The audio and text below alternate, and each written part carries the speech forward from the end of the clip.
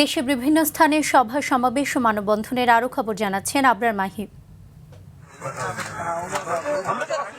নীলফামারীর ডিমলায় জরাজীর্ণ কাঠের সেতু পরিদর্শনে গিয়ে দুর্ঘটনার মুখে পড়েছেন স্থানীয় সংসদ সদস্য ও জামাত ইসলামের নেতাকর্মীরা। সাঁকো পার হবার সময় হঠাৎ একাংশ ভেঙে নদীতে পড়ে যান সঙ্গে থাকা কয়েকজন নেতাকর্মী। তবে অল্পের জন্য রক্ষা পেয়েছেন সংসদ সদস্য অধ্যক্ষ আব্দুস সাত্তার।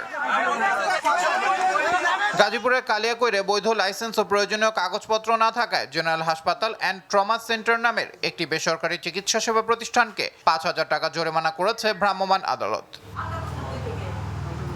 মানিকগঞ্জে বিভিন্ন অনিয়মের দায়ে ৩টি প্রতিষ্ঠানকে মোট ৬৭,০০০ টাকা জরিমানা করেছে ভোক্তা অধিকার সংরক্ষণ অধিদপ্তর।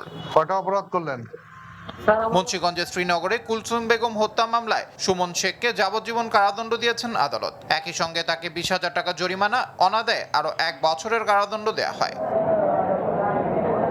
আলু সংরক্ষণে হিমাগারের ভাড়া যৌক্তিক পর্যায়ে নির্ধারণের দাবিতে রংপুরে বিক্ষোভ ও মানববন্ধন করেছেন কৃষক ও ব্যবসায়ীরা। মুন্সিগঞ্জের সিরাজদিখানে আব্দুল লতিফের বাড়িতে দুর্ধর্ষ ডাকাতির ঘটনা ঘটেছে। এ সময় নগদ ৮ লাখ টাকা ও প্রায় ২ ভরি স্বর্ণালংকার সহ ১২ লাখ টাকার মালামাল লুট করে নিয়ে গেছে ডাকাত দল।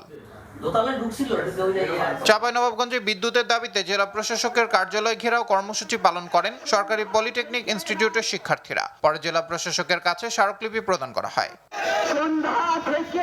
গোপালগঞ্জে তীব্র লোডশেডিং এ অতিষ্ঠ হয়ে পড়েছে জনজীবন। নিরাপত্তা চেয়ে জেলা পুলিশ সুপারের কাছে চিঠি দিয়েছেন ওজো পাটিকো কর্তৃপক্ষ। পাবনার আটঘরিয়ায় ভয়াবহ অগ্নিকাণ্ডে একটি মিনি পেট্রোল পাম্প সহ ৩টি ব্যবসা প্রতিষ্ঠান ভস্মীভূত হয়েছে। এতে প্রায় ৩১ লাখ টাকার ক্ষতি হয়েছে বলে দাবি ক্ষতিগ্রস্তদের।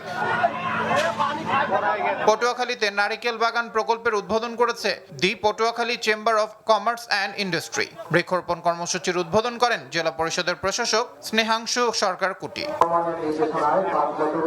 নীলফামারীতে লোডশেডিং এ গ্রাহকদের অসন্তোষের মধ্যে গুরুত্বপূর্ণ স্থাপনাগুলোতে নিরাপত্তা জোরদার এবং রাতকালীন পুলিশ টহলের ব্যবস্থা করতে ডোমার থানায় লিখিত আবেদন করেছে নীলফামারী পল্লী বিদ্যুৎ সমিতির Domar zonal office.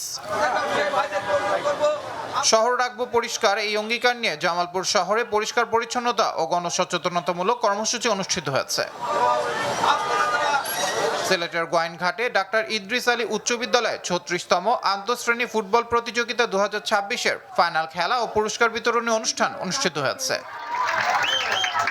Abrar Mahi, RTV।